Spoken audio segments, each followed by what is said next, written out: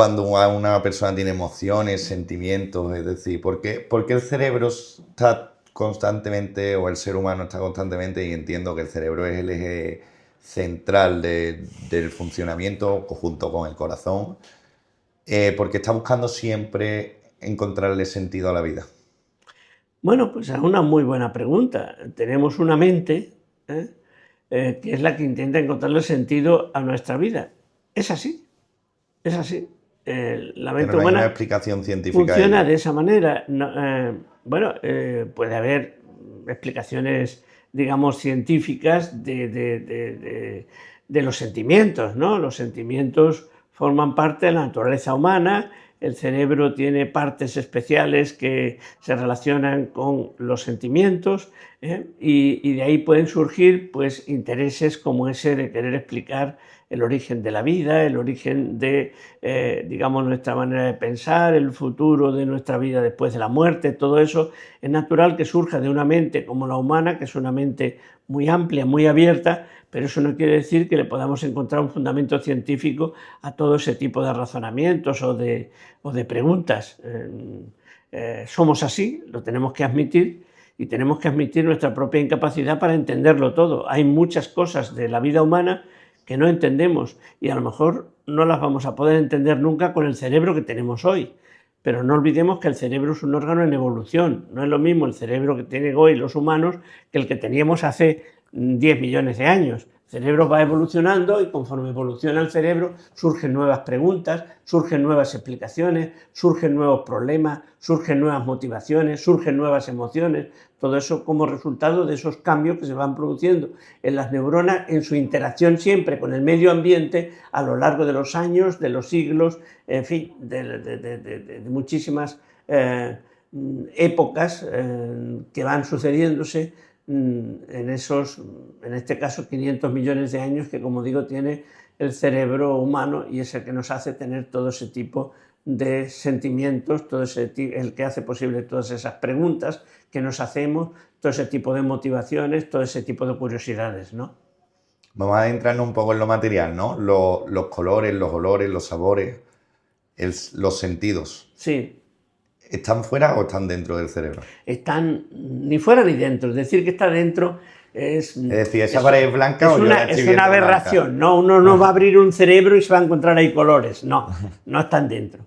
Lo que sí podemos decir es que fuera de nosotros solo hay materia y energía, moléculas, energía electromagnética, energía diversa, ¿no? Y nuestro cerebro recoge esa energía, ese impacto que tiene la materia sobre nuestros órganos sensoriales, convierte esos estímulos procedentes de la materia en descargas, pequeñas descargas eléctricas, que el cerebro las procesa y crea pues todo lo que hay en nuestra mente consciente. Crea los olores, los sabores, los gustos, los pensamientos, todo eso es una creación de las neuronas, de los 85.000 millones de neuronas más o menos que hay en nuestro cerebro humano y que tienen esa capacidad de crear una especie de mundo interior siempre basado en los estímulos que le están llegando del ser exterior, que son estímulos materiales, es materia y energía. Fuera de nosotros creemos que lo que hay es materia y energía. Pero eso no es vivir un poco en una ilusión. Totalmente. No es que es así. Quien no lo crea, pues está equivocado. Pero es una ilusión bonita porque es mucho mejor experienciar la materia y la energía como colores, olores, sabores, sonidos, música, etcétera, que no experienciarlo como moléculas o energía que no sabemos cómo sería, pero probablemente no sería tan bonito, tan agradable, tan motivador como sentir colores, sentir formas, sentir amor, sentir todo lo que somos capaces de sentir gracias a las neuronas y a la mente que esas neuronas crean. Es curioso, ¿no? Que para los colores, es decir, yo veo esa pared y es blanca, ¿no? Veo el libro y es celeste, ¿no? En cambio, y tenemos todo muy bien identificado, ¿no? En cambio, en la mesa gris, en cambio, los olores, muchas veces no sabemos identificarlos. Esto No, Yo creo que es más, huele bien, huele mal, huele tal, pero sí. defines el olor, pero no, muy pocas veces dices huele agrio o huele, el sabor también sabes más identificarlo. ¿Por qué es eso? Porque el sentido visual, el cerebro tiene mayor capacidad de explicarlo o es por algo en especial. Bueno, los olores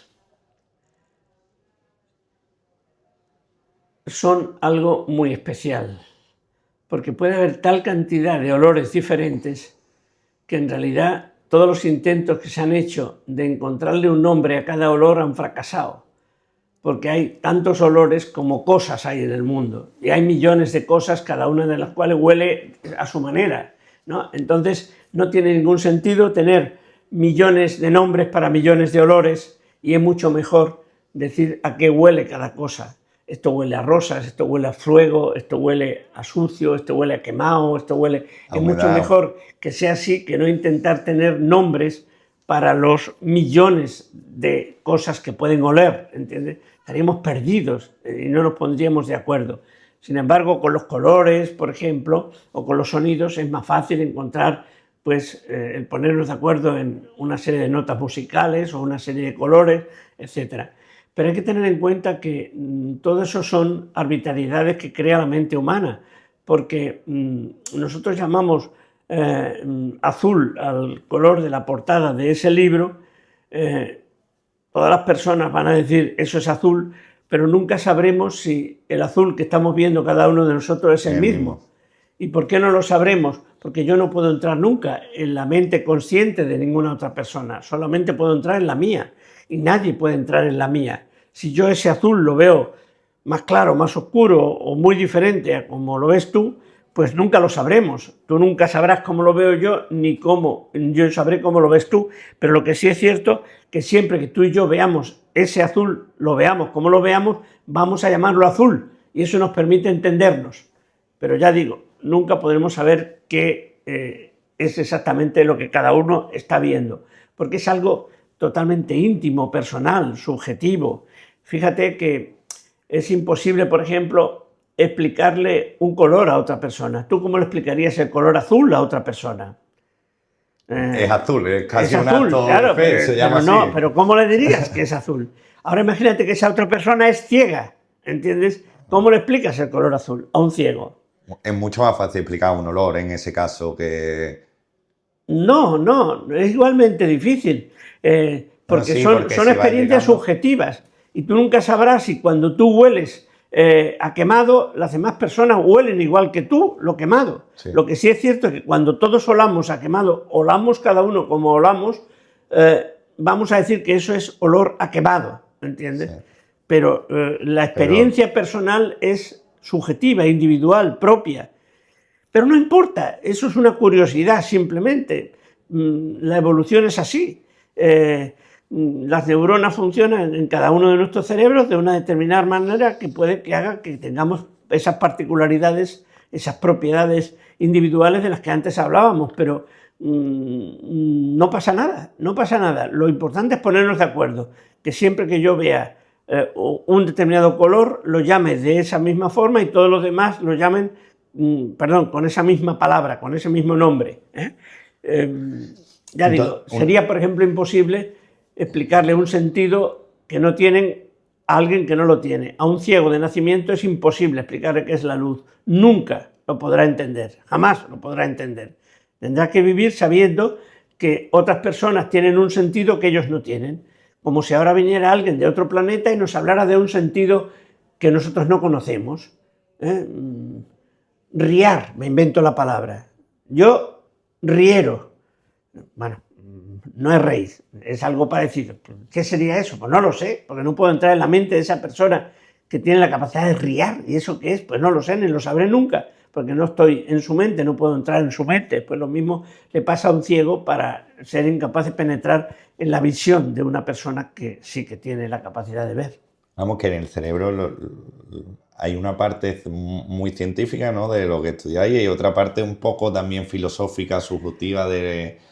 A ver, lo científico es científico y lo filosófico es filosófico. Y el cerebro funciona de manera que solamente podemos explicar científicamente. Todo lo demás pues, puede ser un invento. Sí. Lo que tú quieres decir probablemente es que la materia pues, hace emerger la imaginación consciente, la conciencia, ¿entiendes?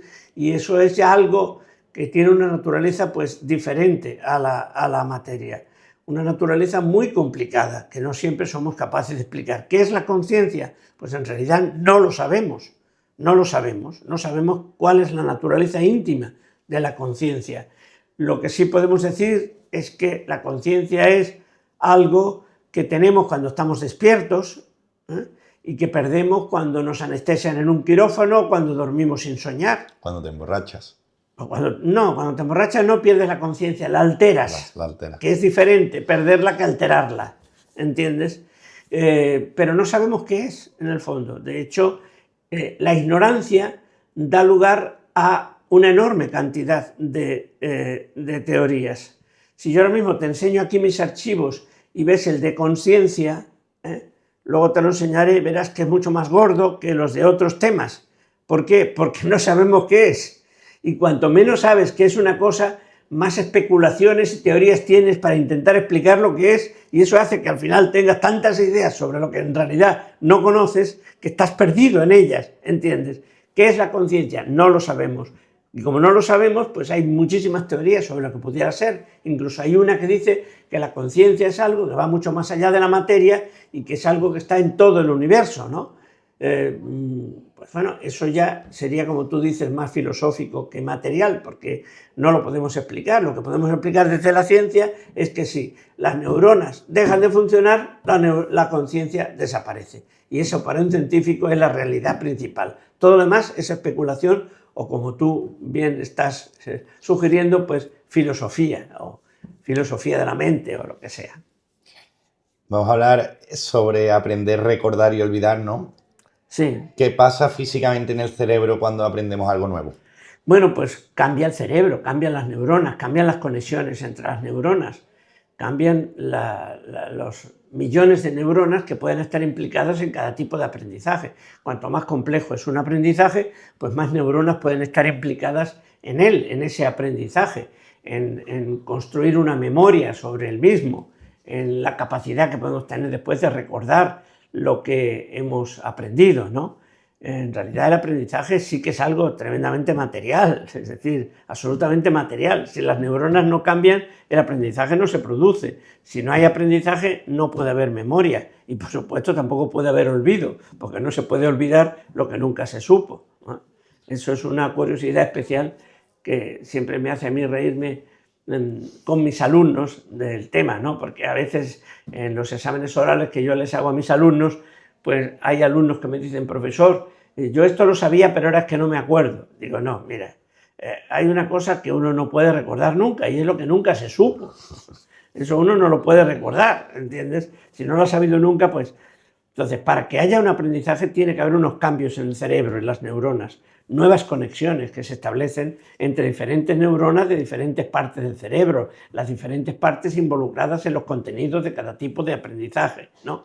Y esos cambios a veces se consolidan, se refuerzan, sobre todo durante el sueño, cuando dormimos, porque el sueño es necesario para fijar la memoria. Si no durmiéramos, la mayor parte de las cosas que estamos aprendiendo durante el día se desvanecerían, desaparecerían, no las recordaríamos. Es decir, tú aprendes más un día que duermes bien que un día que duermes mal. Bueno, podemos pensar que sí, que algo de eso hay. No exactamente tal como lo dices, pero sí, es importante. Otra cosa es que, claro, tú estás hablando ya de un concepto, dormir bien. ¿Qué es dormir bien? Bueno, llegar a la fase REM, ¿no? Que es la que dicen que es donde se generan todos esos procesos, ¿no? Bueno, sí, podía ser.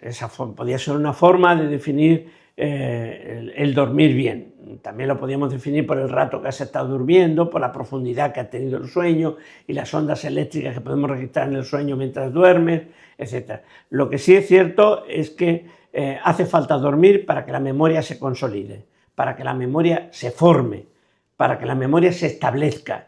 Si no dormimos, lo más probable es que las cosas que vamos aprendiendo se nos vayan olvidando a mucha velocidad, casi a tanta como la velocidad del propio aprendizaje. ¿Qué es la memoria? Pues la memoria es la capacidad de recordar cosas que nos han pasado y que tienen determinadas consecuencias. En el cerebro la memoria es, pues, o puede ser un complejo circuito que alberga la información para responder a determinadas circunstancias.